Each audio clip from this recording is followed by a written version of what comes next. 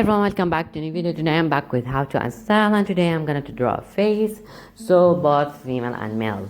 Last video was about the hair and I love it a lot, so today is about the face. So here we have male and female. So first of all, draw a circle and then draw another circle, a smaller in size, and down the first circle, and make sure they meet together.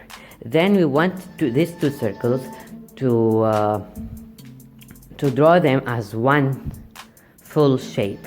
So as you see, I'm trying to highlight the lines, and where the circle meet is where the chin is. So I will draw a straight line, right? Okay. So for female, chin is much curved in line. It is a circle, a semicircle chin, while for male, the chin is much in straight line formula. Okay. As you see, I think the difference is very clear. And the neck for female is smaller and thinner than the male neck.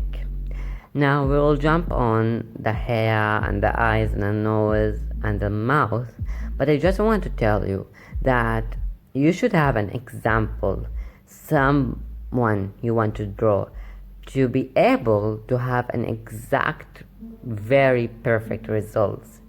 This formula is not just two circles.